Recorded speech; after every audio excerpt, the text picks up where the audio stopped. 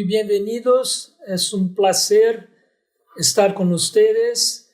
Agradezco al Laboratorio Labis la invitación. Y vamos a hablar del reto de controlar la inflamación e infecciones en la superficie ocular de perros y gatos. Bueno, hay una tríade que es inflamación, colagenólisis y infección. Estas situaciones pueden ocurrir sobre todo en dos enfermedades, ojo seco y úlcera de córnea.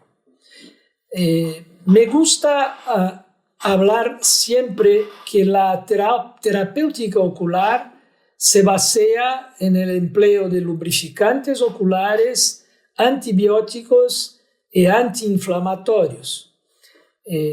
Cuando uno de ellos no cumple completamente su papel, no tenemos sinergia deseada para establecer una buena terapéutica ocular. En esta hora que se sigue vamos a hablar de un nuevo paradigma de la inflamación de la superficie ocular y su tratamiento, por supuesto de sustitutos de lágrima, de inmunomoduladores y nutracéuticos en el ojo seco, de moléculas conocidas con nuevos roles, de terapias emergentes, de microbiota e infección ocular, del uso de antibióticos y de decisiones terapéuticas racionales. Una córnea normal es lisa, transparente, avascular y brillante. Aquí se ven las tres imágenes de Purkinje que revelan una córnea transparente y un cristalino transparente. A derecha, la ultraestructura, lo que se considera la primera capa de la córnea, que es el film lacrimal. Empezando del epitelio, en la ultraestructura se ve que el epitelio no es exactamente liso, porque tiene microvilos que tienen una membrana celular donde se agrega mucinas producidas por las células caliciformes de la conjuntiva bulbar del ojo, una de las capas del film lacrimal. Y para que estas mucinas se acoplen a los microvilos es importante que glicosaminoglicanos de cadena longa se asocien a estas mucinas. Parte de estas mucinas son hidrosolubles y parten a la parte acuosa del film lagrimal, que pasa a ser un gel de agua y mucina, una capa aquomucinosa, y por fin la camada más superficial de la lágrima, que es lipídica, producida por las glándulas tarsales o de meibomio, que están en la margen del párpado superior e inferior. Pero la lágrima, mucho más que lubrificar la superficie ocular, es un elemento de defensa muy importante por la inmunoglobulina A, defensinas, lisozima, sistema de complemento y más una vez la importancia de las mucinas para impedir que población bacteriana pueda atingir la superficie ocular. La córnea, en su detalle, tiene un epitelio, un estroma, una membrana colágena interna llamada de DCM y un endotelio. El estroma corneal con fibras colágenas muy paralelas que garantiza la transparencia de la córnea y con un epitelio con tres camadas. La más superficial es una camada de células escamosas. Posteriormente, las llamadas células aladas o wing cells, con capacidad de se movimentar lateralmente y de ese hecho cicatrizar o de pequeños defectos epiteliales, y la camada de células, la capa de células basales, y con la membrana basal, que es quien regula la mitosis del epitelio corneal. Y aquí se ve en detalle este epitelio con las células escamosas, las wing cells y las células basales que hacen mitosis, y la transición de la membrana basal con el estroma. Importante conocer la inervación corneal, que viene del nervio ciliar longo, que es rama del nervio trigemio, quinto par craneano. Esta inervación muy rica de la córnea es el tejido más inervado del organismo, es superficial, por eso úlceras superficiales duelen más, y úlceras profundas no duelen porque destruyen la inervación corneal. Fundamental la inervación, como para cualquier tejido, fundamental para la cicatrización. Fisiológicamente fundamental también el limbo. El limbo hoy es considerado un órgano, porque en este limbo existen vasos sanguíneos, melanocitos, y existen células tronco, células totipotenciales, pluripotenciales, responsables de la renovación epitelial y cicatrización corneal. O sea, tener un limbo intacto con células totipotenciales es fundamental para la cicatrización corneana. En este año se publicó un trabajo donde se evidencia que el condroitin sulfato potencialmente modula las células totipotenciales de la córnea. En ese trabajo, más una vez el dibujo donde se evidencia en el limbo en amarillo las células totipotenciales que van a hacer el turnover del epitelio corneal, y estas células sufren la acción de condroitin sulfato para garantizar la manutención de la pluripotencia, de la totipotencia de las células, así como la propensión a la diferenciación en célula epitelial corneal. Entonces vean, para una molécula conocida, un nuevo papel del condroitin sulfato. Un trabajo también reciente de la querida colega Silvia Andrade y su grupo, evidenciando el efecto antiinflamatorio de las células mesenquimales totipotenciales. Ese es un trabajo que muestra la acción parácrina de las células totipotenciales mesenquimales, efecto también producido por las células totipotenciales residentes en el limbo corneal. Ainda hablando de la fisiología de la córnea, 90% del grosor corneal es colágeno de tipo 1 y con matriz extracelular de glicosaminoglicanos. Pero lo que predomina como glicosaminoglicano en la córnea son, en el estroma anterior, el condroitin 6 sulfato, en el estroma posterior el condroitin 4 sulfato, el sulfato de condroitina A. El heparan sulfato está más presente en el corpo vítreo, segmento posterior del ojo. Los queratócitos se organizan en red lamelar y en la cicatrización estos queratócitos son responsables por la producción de colágeno nuevo, así como de matriz extracelular. Algunos se convierten en miofibroblastos. En este momento es que surge la opacidad corneal.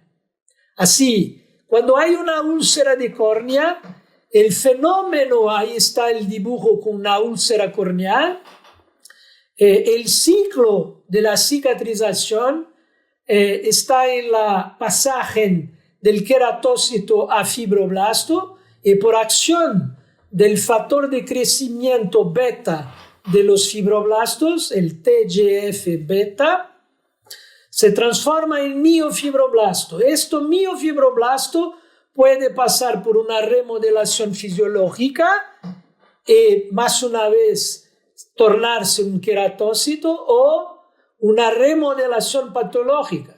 Y en este momento algunos de ellos así permanecen y surge la opacidad estromal. Bueno, se conoce mucho acciones de los glicosaminoglicanos sulfatados en la córnea. Como ha dicho, favorecen la acción del TGF-beta sobre los fibroblastos o miofibroblastos, pero también favorece la acción de la fibronectina, que es una proteína que promueve la migración de células epiteliales, o sea, favorece la cicatrización, pero mucho más que eso, permite que las nuevas células epiteliales puedan adherirse a la membrana basal del epitelio. Hay situaciones que eso no ocurre, como en la úlcera indolente. Y bueno, además de organizar el tejido conectivo de la córnea, contribuyendo para una cicatriz más transparente. Bueno, hablando de proteólisis, los glicosaminoglicanos sulfatados, hace mucho se sabe que inhiben la degradación del colágeno corneal por proteasas y por plasmina. Y más que eso, también promueven algo muy importante, la reparación del nervio corneal. Un concepto que tardó estar en las discusiones sobre la doença del ojo seco es la fisiología del glicocálix en la superficie ocular, que es esta línea divisoria entre el epitelio y la lágrima, extendiéndose hasta 500 nanómetros de la membrana celular hasta la superficie ocular. De hecho, aumenta la superficie de contacto y aumenta la capacidad de la membrana celular para unirse a agua a través de mucinas integradas en estas microproyecciones. Bueno, las membranas celulares que involucran al glicocálice han integrado glicoproteínas, como el condroitin sulfato, más una vez, para poder adherirse a las mucinas. O sea, para que haga una estabilidad de las mucinas en estas microproyecciones del epitelio corneal, es muy importante la acción del condroitin sulfato. Las mucinas secretadas por las células caliciformes, también llamadas glándulas de Henle, de la conjuntiva particularmente bulbar del ojo, se mezclan en la lágrima y la transforman en un gel de mucina y agua. Las glicoproteínas de glicocálice, como el condroitin sulfato, ayudan así a proteger las células corneales de insultos mecánicos y químicos, previenen la penetración de patógenos en el ojo y reducen también la fricción de parpadeo y sobre todo mantienen la hidrofilia de la superficie ocular.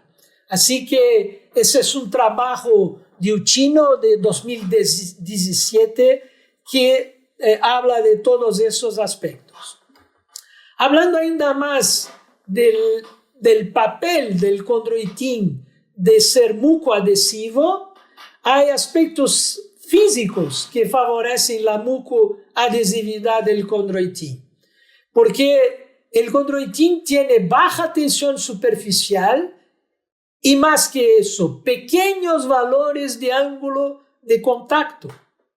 Y también el condroitín es cargado negativamente, es un daño. Y por hecho cubren mejor el epitelio corneal. Comparando con hialuronato, las soluciones de condroitín tienen un ángulo de contacto más bajo y valores de tensión superficial también más bajo. O sea, la cobertura epitelial por el condroitín es superior. Eso es un estudio muy importante publicado el año pasado que estudió el hialuronato de alto peso molecular. Es llamado el estudio HILAN-M. En un estudio en ojo seco en seres humanos, ese estudio verificó que solamente el hialuronato de alto peso molecular tiene, por ejemplo, efecto antiinflamatorio, favorece la cicatrización epitelial y también se adhiere a las mucinas del glicocálice. ¿Por qué hoy el hialuronato de bajo peso molecular, que es lo que existe en el mercado, farmacopeia humana o veterinaria, no posee efecto antiinflamatorio ni capacidad de adherencia a las mucinas y tampoco favorece de forma importante la cicatrización epitelial? Ese estudio surgió a partir de estudios previos donde se evidenciaba que el hialuronato ganaba características mejores cuando asociado a hidroxipropilguar por modificación física de su constitución, con mayor remanencia sobre la superficie ocular, o cuando literalmente se hacía un crosslinking de la molécula de hialuronato para robustecerla, para tornarla más fuerte. Y ahí, en breve, creo que tendremos en el mercado brasileño también el hialuronato de alto peso molecular. Bueno, llegando a los paradigmas de inflamación de la superficie ocular, es necesario hablar un poco de la historia que empezó en 99, cuando se evidenció un factor de transcripción nuclear kappa B que regula procesos inflamatorios, apoptosis y participa igualmente de la inmunidad innata, cuando se pensó que a partir de la inhibición de este factor proinflamatorio se podría establecer nuevas estrategias terapéuticas. Casi 10 años después, se verificó en doenças humanas autoinmunes, es el trabajo publicado por Switch en 2009, con seres humanos con osteoartritis, Alzheimer, Parkinson, aterosclerosis, colitis ulcerativa, psoriasis, la acción del condroitín sulfato inhibiendo no solamente el factor de transcripción nuclear kappa B, pero también el sistema de proteína quinasa inducida por mitógenos. A partir de este trabajo se particularizó el estudio inmunomodulador y antiinflamatorio de la condroitina, del condroitín sulfato, en el cartílago articular, por inhibición más una vez del factor nuclear kappa B. En 2012, a casi 10 años, surge el concepto del factor nuclear kappa B como el regulador central de la inflamación en la superficie ocular. Y en esta publicación de LAN se quedó muy claro que este factor participa de la inmunidad innata con inmunopeptidos como los Toll-like receptors, los receptores Toll-like, como el Fas ligand, importante en el trasplante de córnea, en citoquinas inflamatorias, y a partir de ello, una vez activado el factor, la producción de metaloproteinasas, de citoquinas inflamatorias, así como de factores prooxidantes y antioxidantes, considerando los procesos metabólicos productores de radicales libres.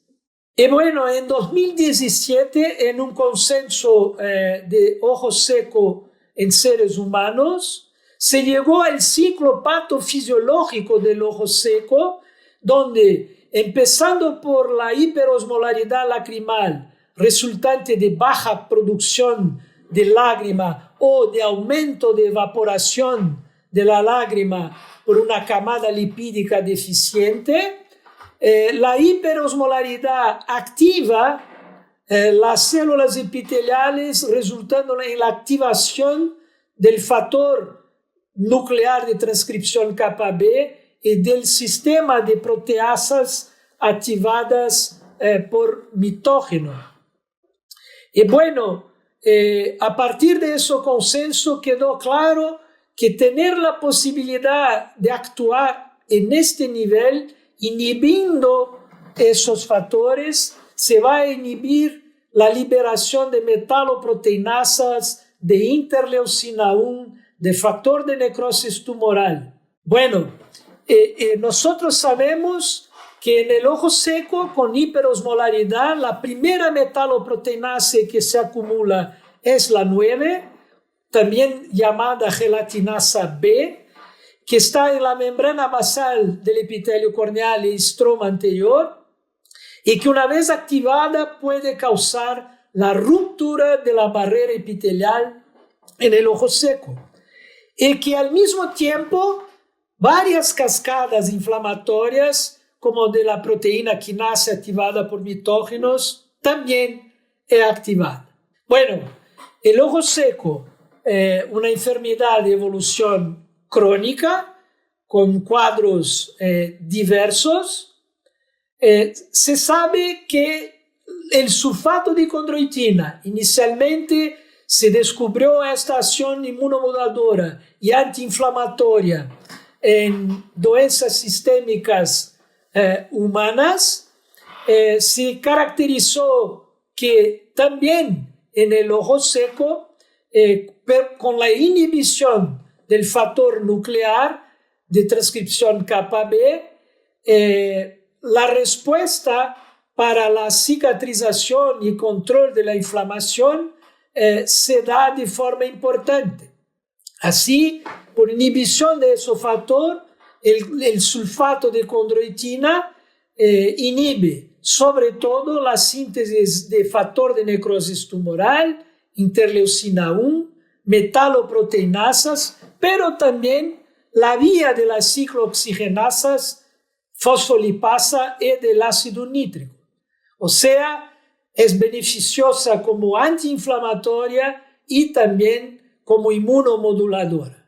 Este es un dibujo interesante para evidenciar la acción de la hiperosmolaridad de la lágrima en la superficie ocular, que es sobre todo la hiperosmolaridad cristalina, o sea, por aumento de concentraciones de iones, fundamentalmente iones sodio, que se acumulan en la lágrima en la superficie ocular. Ustedes ven ahí neutrófilos activados que pueden liberar su elastasa neutrofílica. Pero la hiperosmolaridad permite sobre todo, acá en rojo, la acción de metaloproteinasa 9 activada, que pasa a romper las junciones estrechas o tight junctions de las células epiteliales y destruye igualmente la célula epitelial apical en azul, la célula epitelial apical con glicocáliz. O sea, hay una ruptura de la barrera epitelial, permitiendo la entrada de patógenos, desestabilizando la superficie ocular, causando dolor por sensibilización de las terminaciones sensitivas de la córnea. O sea, ocurre franca deshidratación de las células epiteliales de la córnea y también de la conjuntiva, una desecación seguido de apoptosis, de muerte celular. Bueno, relembrando la fisiología de la lágrima, la espesura de la lágrima varía de 7 a 40 micras de espesor, volumen de 7 microlitros, pH de 7.4, 7.8. El pH de desgarro en el ojo seco se vuelve muy básico, de 8 a 8.6 en promedio. La osmolaridad fisiológica de la lágrima es de 305 miliosmoles por litro. En el ojo seco, esta osmolaridad alcanza hasta 500 miliosmoles por litro. Bueno, un otro concepto importante es el concepto de producción de osmoprotectores o osmólitos, que son ellos, un grupo de solutos que mantienen el metabolismo celular normal, mismo bajo estrés osmótico extremo. Disminuye la apoptosis celular y la presencia de citoquinas inflamatorias y, muy importante, también aumenta el número de células caliciformes, o sea, promueve la mucina. Ejemplos de osmoprotectores: betaína, taurina, prolina y otros. Pero eso sí es un nuevo paradigma. Producción celular de osmoprotectores en el ojo seco. ¿Cómo se puede favorecer este fenómeno? Bueno, en condiciones hipertónicas, las células de la córnea producen osmoprotectores. O sea, en el ojo seco, las células tratan por defensa producir osmoprotectores. Pero en condiciones isotónicas, que son de la lágrima normal, o hipotónicas, ¿qué ocurre? Las células corneales expulsan los osmoprotectores y dejan de sintetizarlos. Clínicamente hablando, si empleamos gotas isotónicas o hipotónicas para los ojos secos, eso puede causar más daño osmolar minutos u horas más tarde, ya que la película lagrimal vuelve a un estado hipertónico debido al ojo seco. ¿Cuál es la importancia de la osmolaridad supratónica de los colirios? Los colirios de Labes son supratónicos, o sea, tiene una osmolaridad en torno de 312 miliosmoles por litro, dentro del rango supratónico que va justo a 1000 miliosmoles sin ser hipertónico. O sea, de esta manera estimulan mecanismos para acumulación de osmoprotectores, disminuyendo apoptosis, las citoquinas inflamatorias y, más una vez, promoviendo producción de células caliciformes y mucinas. Vean la importancia de la tonicidad de los colirios en el ojo seco. Bueno, el ojo seco es una enfermedad crónica, pero con aspectos conforme la cronicidad diversos.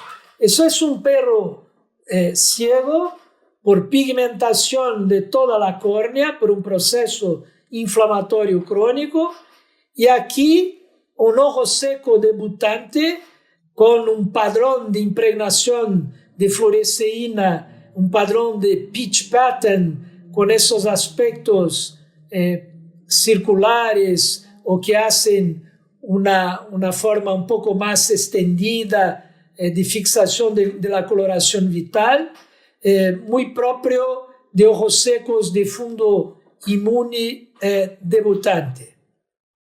Bueno, importante para el diagnóstico y seguimiento del ojo seco es un consenso el empleo de biomarcadores.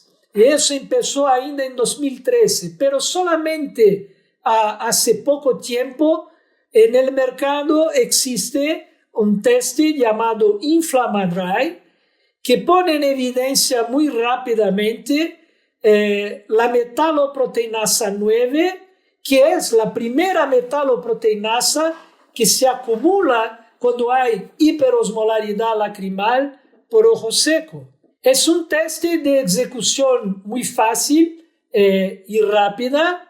Es una película, un filme de Eduardo Neves, un trabajo que hicimos hace casi 3 años ahora, donde validamos finalmente el test de Inflamadry para perros, porque se trata de un test para metaloproteinasa humana, pero que es también posible de emplear en perros. No hicimos en gatos, pero es un test, como ven, de montaje muy rápida y de ejecución rápida, donde se obtiene lágrima del lago lacrimal, el fondo de saco conjuntival ventral, nasal y temporal.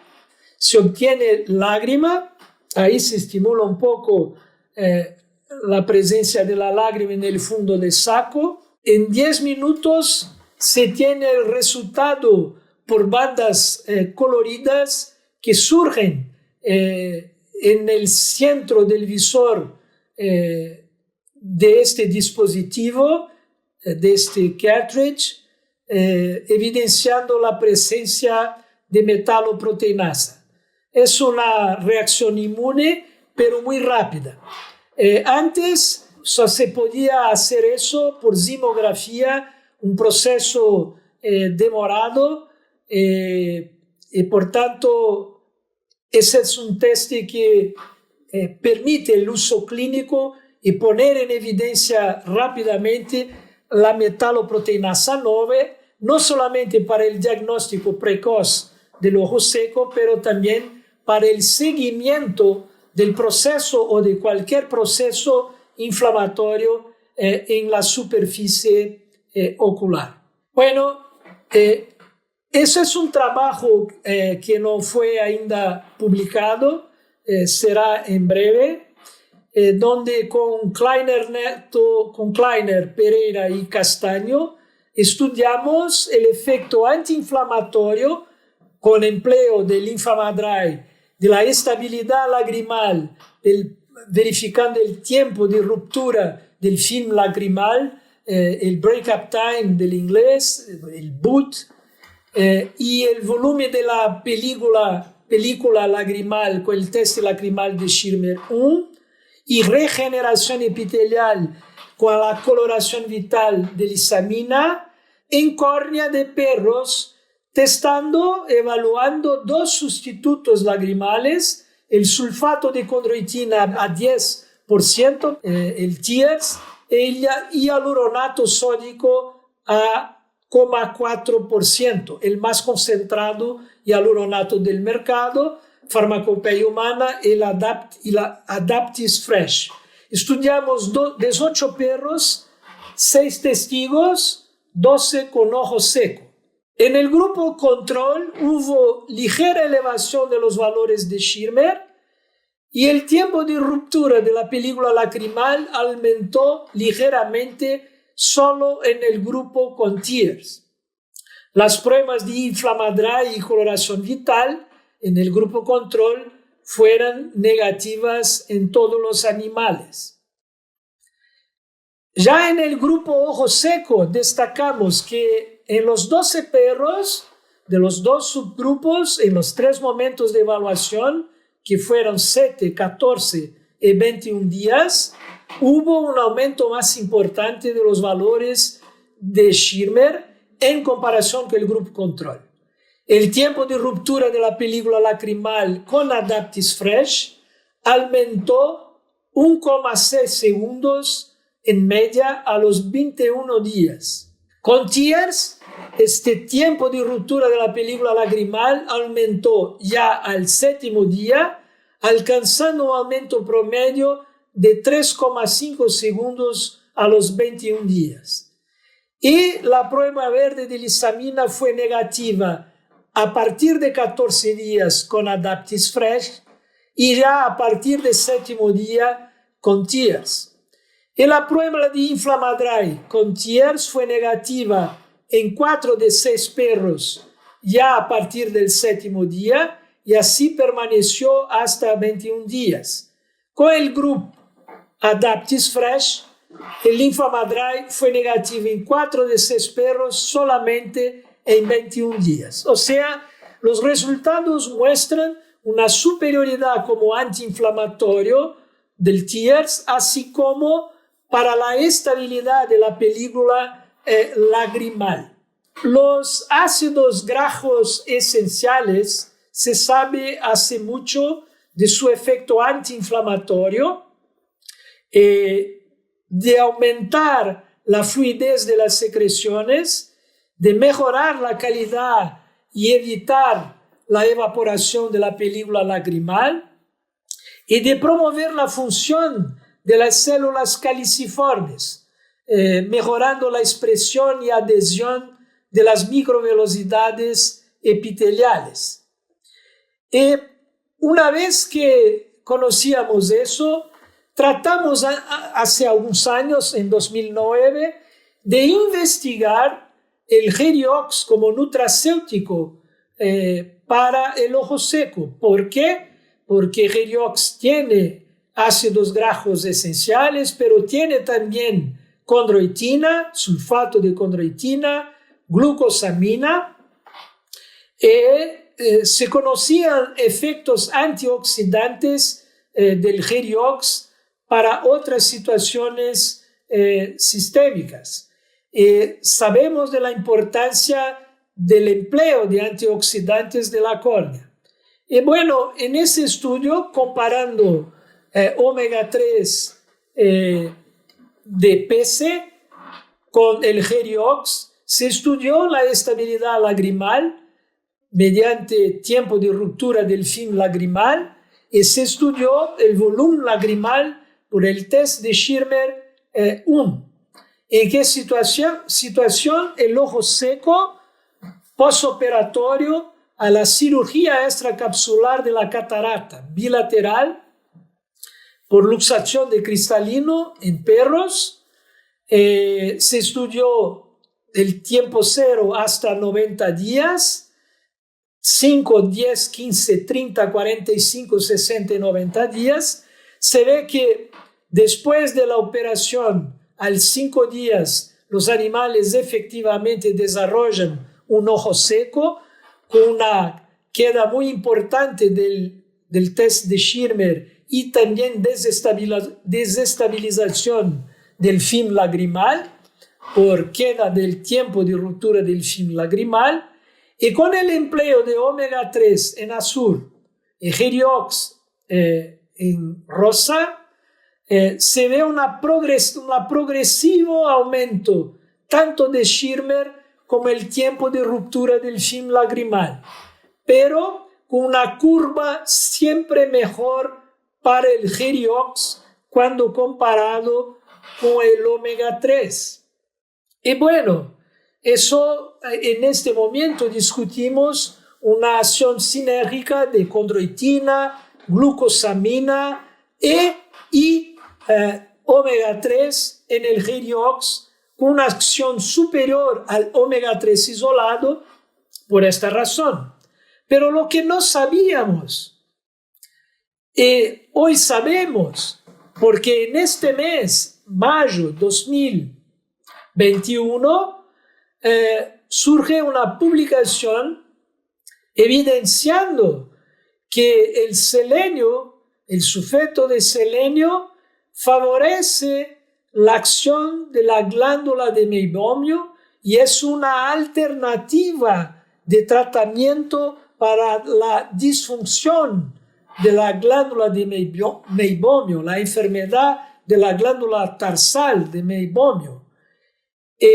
Relembrando, el Geriox tiene selenito de sodio, tiene selenio, o sea, nuestros resultados, particularmente aquí, de estabilidad del film lacrimal, se deben también al selenio, favoreciendo la expresión de la glándula tarsal y producción de una capa lipídica del film lacrimal, garantizando la estabilidad lacrimal. Eso es verdaderamente algo que nos sorprendió muy favorablemente.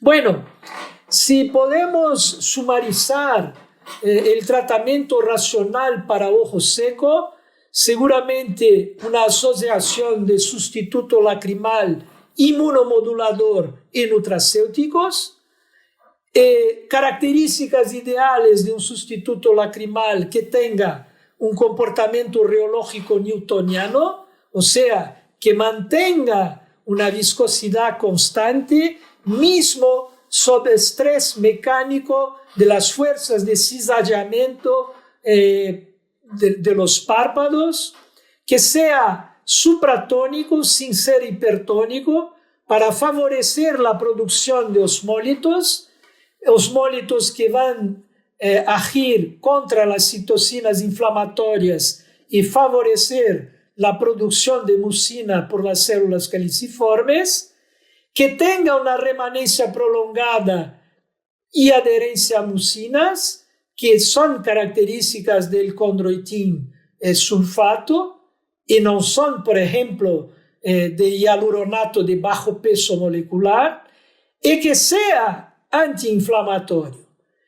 Eso sí es algo que antes hablábamos de la condroitina como un antiprostaglandínico, que efectivamente es, pero hoy hablamos de condroitina como un antifactor de transcripción capa B, el factor que está en el centro del comando de la inflamación en la superficie ocular. Inmunomoduladores, el consenso mundial de la molécula que es ideal, padrón oro, es ciclosporina. Tenemos muy popular en Brasil particularmente el tacrolimus, y se empieza más una vez a pensar en el pimecrolimus, que hace muchos años nosotros estudiamos. El empleo de ácidos grasos, antioxidantes y selenio para favorecer una acción antiinflamatoria y de expresión de la glándula tarsal son elementos que están en el Geriox, pero que también pueden ser empleados isoladamente sobre la forma de ácidos grasos esenciales. Bueno, relembrando, estudiamos pimecrolimus a 0,5% en 2009, una tesis de Röhrig de maestría, y se habla del pimecrolimus como 10 veces más eficaz que la ciclosporina para inhibir la producción de citocina inflamatoria por los linfocitos T. O sea, es una molécula que parece emergente. Otras están en estudio como el dicuafazol, en este momento también, hablando de terapias emergentes. Bueno, llegamos a la infección de la superficie ocular, que es mucho más presente en casos de úlceras de córnea que se infectan y que una vez infectadas pueden en 24 horas revelarse una emergencia ocular, o sea, una condición capaz de producir pérdida de la visión. Y esto sobre todo ocurre porque muy rápidamente las proteasas pueden causar DCM-TOCL y perforación de la córnea. Bueno, las proteasas que predominan son las metaloproteinasas y las elastasas neutrofílicas, que son los elementos que más rápidamente llegan a una úlcera, pero también son producidas las metaloproteinasas por la lágrima, por los queratócitos y mismo por microorganismos como las pseudomonas aeruginosas. O sea, cuando se tiene una infección hay que esterilizar la úlcera con antibióticos. Pero el reto es que mismo una úlcera estéril puede progresar por acción proteolítica mismo en una condición estéril. Eso puede ocurrir iatrogénicamente por uso indebido de corticosteroides que aumentan la actividad de las proteasas, pero también esta necrosis estromal licuada o liquefactiva de la córnea que conduce a una queratomalacia, que del inglés melting, un derretimiento de la córnea, puede en algunos casos ser favorecida también por antiinflamatorios no esteroidales. O sea, las úlceras donde las proteasas están activas tienen ese aspecto gelatinoso y grisáceo. Se cuantificó la magnitud del aumento de las proteasas y de la elastasa neutrofílica en la córnea. La metaloproteinasa 9 es la que más aumenta, casi 250%, la metaloproteinasa 2, 80%, y la elastasa neutrofílica 180%. Y cuando el proceso cicatricial ocurre, el nivel de esas proteasas disminuye.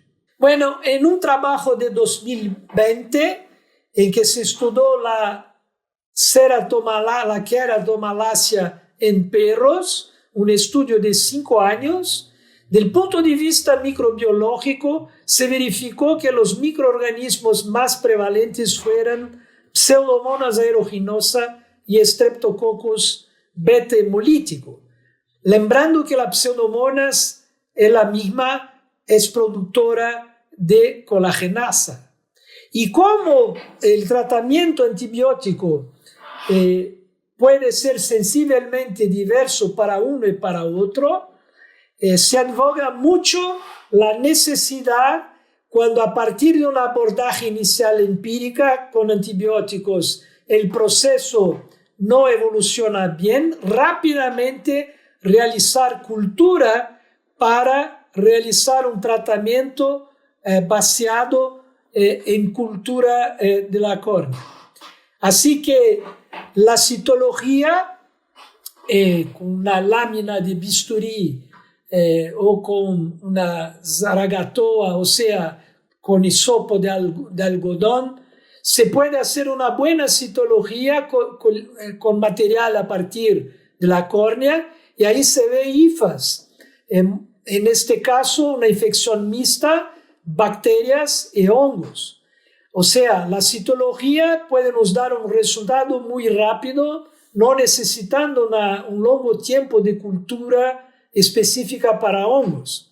Muy importante la cultura para bacterias con medio de cultura de transporte y a partir de un swab húmedo o mismo a partir de tejido corneal, hacer la cultura a partir de tejido corneal. Así que en estos casos de ceratomalacia es muy importante agregar al tratamiento antibiótico y antiinflamatorio un tratamiento antiproteolítico.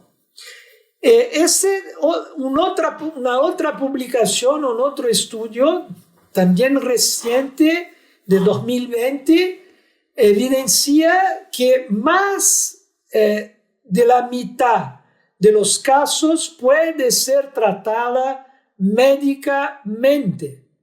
Inversamente, menos de la mitad requiere apoyo quirúrgico.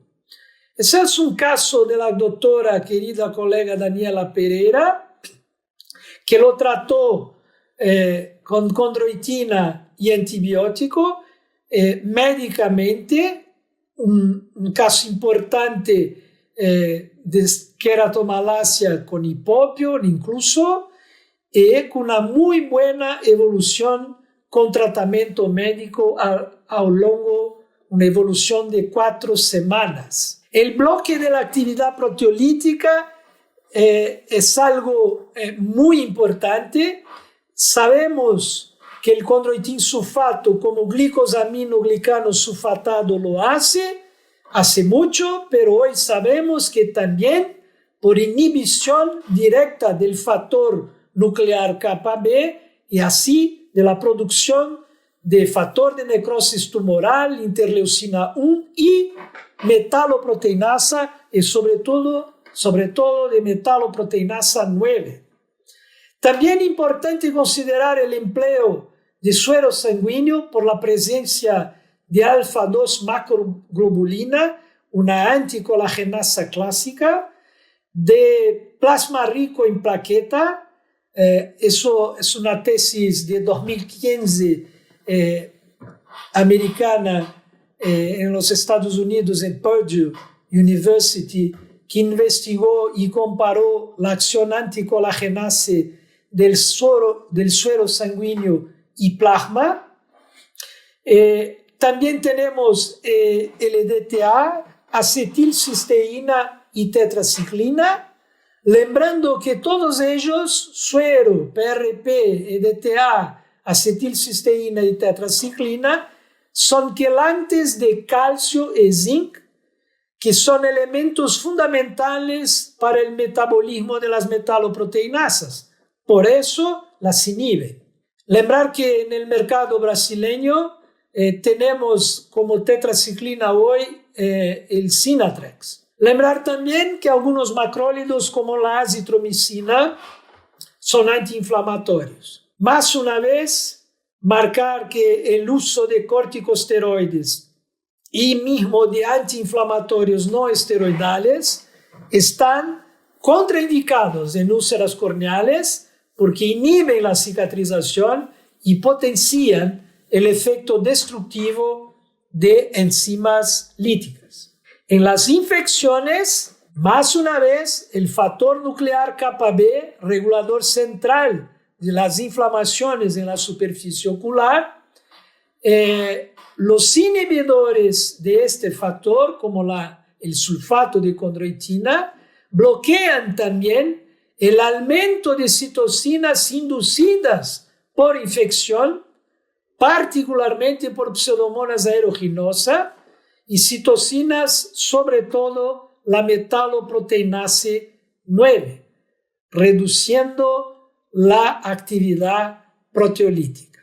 Sumarizando el tratamiento racional clínico de las úlceras de córnea, los corticosteroides no deben utilizarse en úlceras infectadas activas. En úlceras progresivas colagenolíticas, desbridar y aplicar iodo polivinilpirrolidona, que es un muy bueno también anticolagenolítico y antibacteriano de amplio espectro. Emplear un antiproteolítico como condroitina y o suero sanguíneo, EDTA, PRP, tetraciclinas, acetilcisteína.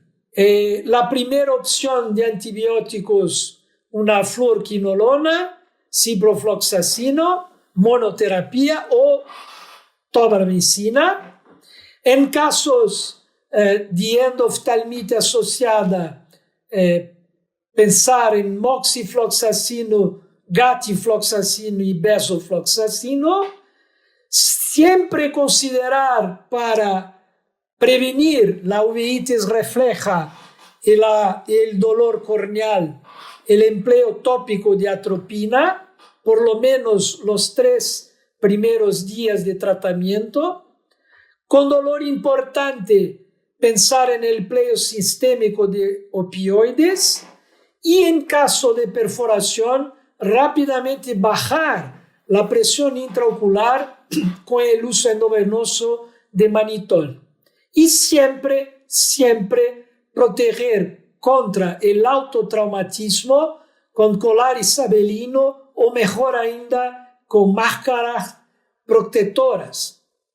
¿Por qué? Porque estas evitan la contaminación por bacterias de la cavidad oral. Es una flora muy rica que puede ir a contaminar el colar isabelino y del colar isabelino el ojo. Con relación a los antibióticos, particularizando, las fluoroquinolonas tienen muy buena penetración en el acuoso, larga duración de concentración en lágrimas y amplio espectro, gram positivos, gram negativos, incluso clamidia, micoplasma y micobacterias. Clamidia, micoplasma, importante cuando se habla de gatos. La terapia antibiótica de primera línea en la queratitis bacteriana grave es la monoterapia con fluoroquinolona o terapia doble con cefalosporinas y aminoglucósidos. La terapia antibiótica de segunda línea se basa en el antibiograma. Efectivamente, se empieza de forma empírica y se no responde el antibiograma. Y cuando hay endoftalmitis, o sea, cuando el segmento posterior también está involucrado, saber, ese es un trabajo con dexametasona que evidencia niveles terapéuticos con la aplicación tópica del corticoide muy altos en la córnea, tercer párpado, iris, poco menos en humor acuoso con dexametasona y casi nada en vitro y retina. Lo mismo se pasa con cualquier molécula con algunas variaciones instilada o aplicada tópicamente, colirios, gotas para los ojos. O sea, para atingir el seguimiento posterior del ojo hay que considerar el tratamiento antibiótico por inyección subconjuntival.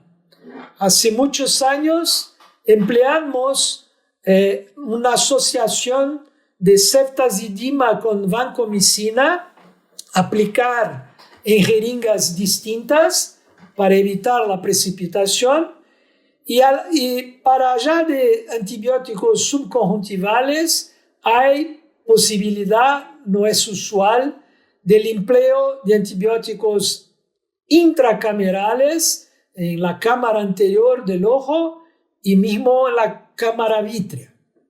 Eso en casos de panoftalmitis supurativa. Bueno, como consideraciones finales, volvemos a las tres patas: lubrificantes, antibióticos, antiinflamatorios y antiproteolíticos como la base sinérgica de la terapéutica ocular. Cuando pensamos que no podemos emplear, particularmente en úlceras de córnea infectadas, activas, antiinflamatorios, esteroidais de forma absoluta, y mismo considerar que es un riesgo emplear los no esteroidales, es muy importante tener, sea con antibióticos o con sustitutos lagrimales, la posibilidad de un efecto antiinflamatorio. Sabemos que algunos macrólidos son antiinflamatorios. Hay un estudio con besofloxacina también con efecto antiinflamatorio por inhibición del factor nuclear kappa-B. Pero lo que está muy claro es que la condroitina es un antiinflamatorio y un inmunomodulador y que puede ser empleado como un lubrificante y un sustituto lacrimal con efecto antiinflamatorio, y más allá tiene un comportamiento reológico newtoniano de viscosidad constante una concentración supratónica, o sea, promueve la formación de osmólitos que ellos mismos promueven la formación de mucina y hacen también contra citoquinas inflamatorias. O sea, las bases del tratamiento del ojo seco es el sustituto lacrimal. Y en cualquier proceso inflamatorio en el ojo, la calidad de la lágrima disminuye y es mandatorio igualmente el empleo de lubrificantes oculares. O sea, es cierto que los antibióticos se reservan exclusivamente a las infecciones. Empíricamente se emplea una monoterapia y es muy seguro emplear una fluorquinolona y si no responde, rápidamente hacer una cultura, citología para verificar eventual presencia de hongos y de conducir un tratamiento antibiótico dirigido. Bueno, era eso que yo tenía a presentar a ustedes. Muchas gracias. Bueno, muchísimas gracias por acompañarnos en este especial de oftalmología de labios. Muchísimas gracias al Dr. Gup y a todos ustedes por asistir a la conferencia. En este segmento de labios vamos a profundizar un poco más sobre los beneficios del condroitin sulfato en la oftalmología. Mi nombre es María Belén Villá, yo soy jefe de comunicación técnica de labios y vamos a aprovechar estos últimos momentos para conocer más de esta línea oftálmica de labios. Ustedes saben que dentro de la línea oftálmica van a encontrar diferentes productos, diferentes colirios. Hoy vamos a diferenciarlos un poco en este primer segmento. Los colirios que están especialmente formulados con condroitin sulfato por sus beneficios como humectante, lubricante, cicatrizante y como un promotor de la transparencia. Aquellos colirios que tienen vaselina dentro de su composición. ¿Por qué? Porque es un lubricante de excelencia, porque evita la evaporación y estabiliza la película lagrimal. Y aquellos colirios de la línea de Tau que tienen aceite de ricino, que también va a tener beneficios en cuanto a estabilidad de la película lagrimal. Hoy, como les decía, vamos a concentrarnos principalmente en las propiedades del condroitin sulfato dentro de la oftalmología. ¿Qué ventajas tiene el condroitin sulfato? Bueno, sabemos que es un componente natural de la lágrima, que es un componente natural a nivel del estroma corneal y además que tiene propiedades humectantes y lubricantes. ¿Por qué? Porque es hidrofílico, es decir, capta y retiene el agua. En este sentido general es el por qué elegimos el condroitin sulfato para utilizar en los colirios. Labios fue el primer laboratorio a nivel mundial en desarrollar colirios con condroitin sulfato. Bien, vamos a tener entonces estos dos niveles que hablábamos recién. Componente a nivel natural a nivel de la lágrima y un componente natural a nivel de la córnea. En esta primera etapa, en esta primera conferencia, vamos a concentrarnos en los beneficios a nivel de la película lagrimal.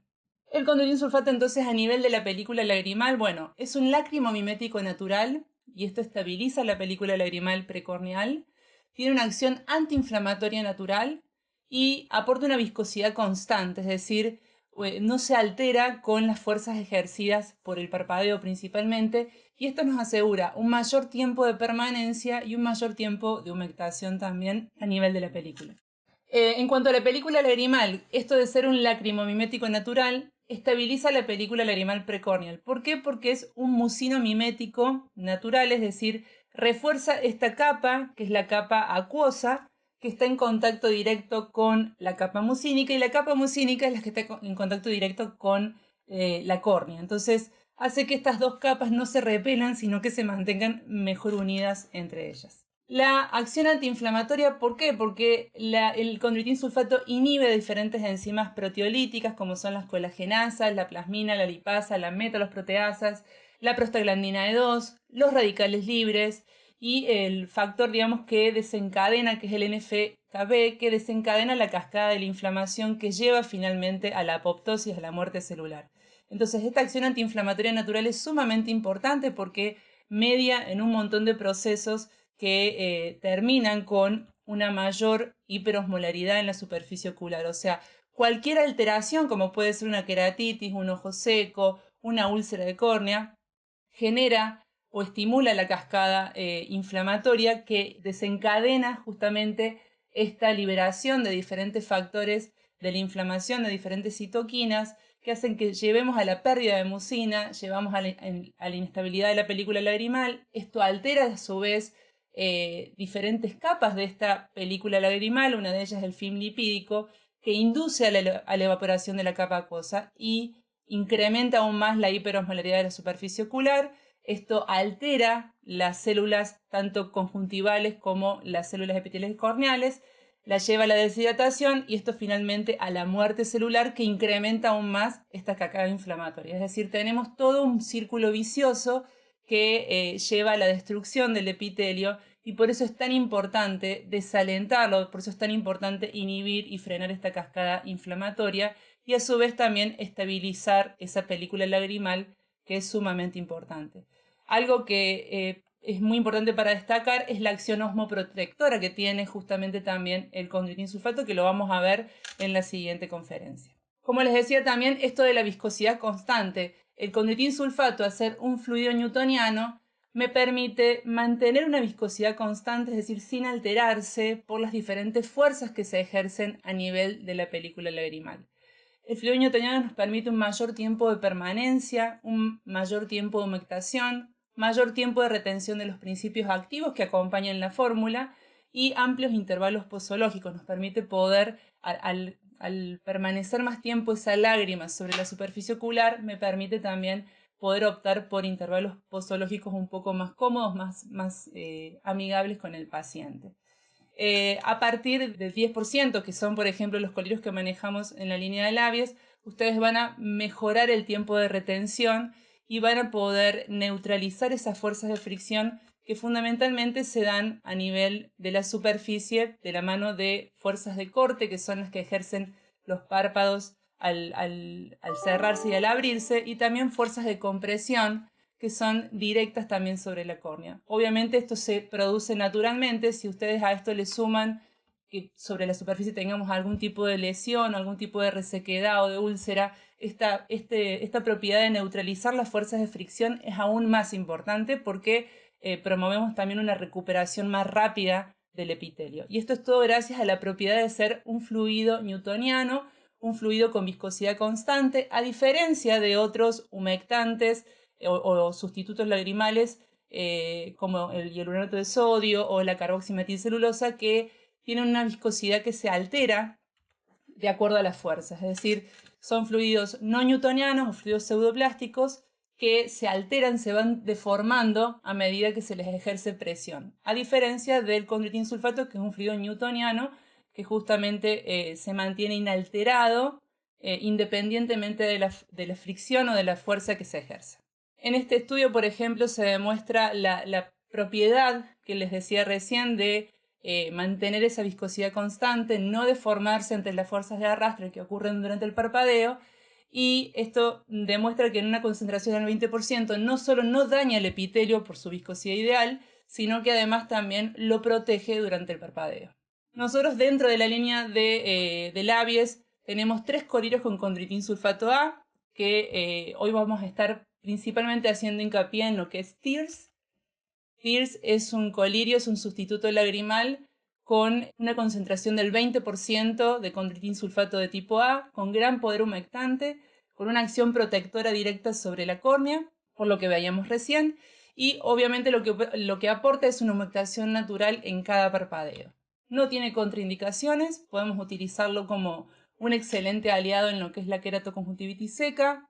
Es un sustituto lagrimal que tiene todas las propiedades que tiene el condroitin sulfato en cuanto a la cicatrización, en cuanto a la acción antiinflamatoria, en cuanto a la acción humectante, y por eso es muy importante para que lo tengan en cuenta. Obviamente para los casos de queratoconjuntivitis seca, pero también para todos aquellos casos en donde el colirio que estén utilizando no aporte todos estos beneficios que les estoy nombrando aquí, que es la humectación, la cicatrización, la acción antiinflamatoria natural. Una gota hasta cada 12 horas pueden estar aplicando en su paciente y van a obtener todos estos beneficios para el tratamiento rutinario de la queratoconjuntivitis seca o también como aliado en los casos de úlceras de córnea, en donde quieran aportar un poco más del poder humectante y cicatrizante del condroitin sulfato. Es un frasco gotero de 8 mililitros, así que también lo que es el rendimiento también es muy óptimo. Humectación natural en cada parpadeo. En la siguiente conferencia, en el próximo encuentro, vamos a profundizar más sobre lo que tiene que ver con los beneficios del condroitin sulfato en los casos de úlceras de córnea, así que también nos encontramos en el próximo especial de labios oftalmología. Muchísimas gracias por su atención, muchísimas gracias por quedarse hasta ahora y nos encontramos en la próxima cita para aprender más juntos sobre oftalmología de nuestros pacientes. Buenas noches, muchas gracias.